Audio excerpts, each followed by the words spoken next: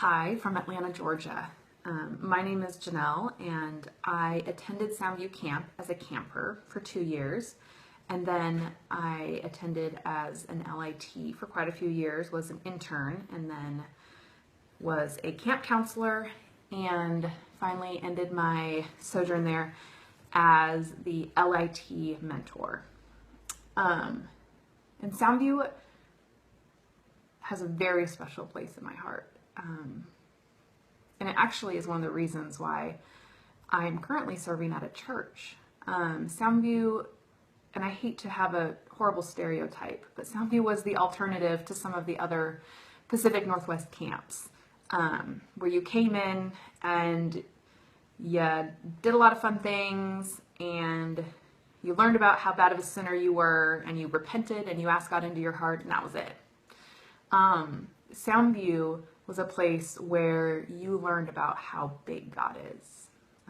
That God is not just limited to a formula of saying, I'm a sinner, come into my heart, but God is big enough to love the whole world no matter what.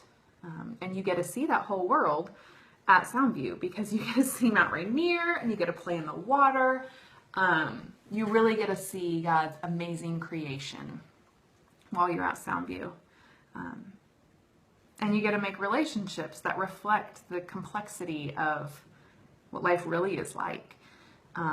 Living together in tents or cabins or whatever. You get to know people intimately. They're good, they're bad, they're ugly. But I believe that by getting to know people that intimately over the course of a week, you learn to love them even better. Some other particular things that I really appreciate about Soundview is the openness to talking about God. There was no question that was off the table. And in some sense, that kept the conversation alive. I think when we limit conversations to ones that follow maybe Sunday worship in the sanctuary, we limit what we talk about God, and we limit how we think about God and how we think about our relationships with each other. But when you're at camp at Soundview, you're having conversations all day long and no question is off the table. So you can talk about, well, what does it mean when people suffer? Does that mean our God likes suffering? What does it mean when, I remember one specific conversation when I was struggling with the sacrifice of Isaac, and the person who was talking with me talked with me for about a half an hour. And in the end, I don't think we came up with a great solution, but it was formative for me to know that God's never done with a conversation. And it's places like Soundview that allow you to have these conversations, that give you the space and the time and the relationships to actually go deeper than just Sunday morning worship and Sunday morning coffee hour. It also gives people a space to get to know those who are different from them.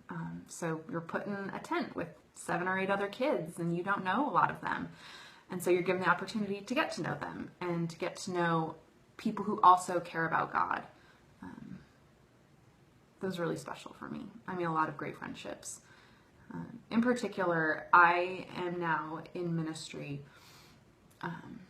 because of the time I spent at Soundview. And I'm not just talking about 10% of the reason I'm in ministry. I'm talking about probably a good 80% of the reason I'm in ministry is because of the conversations and the relationships that I built at Soundview.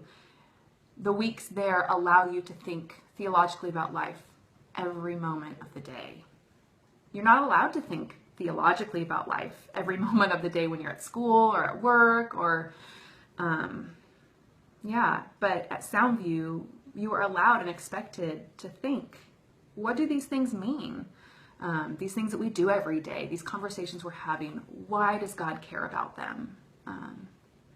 It's just a really special place to be able to do that.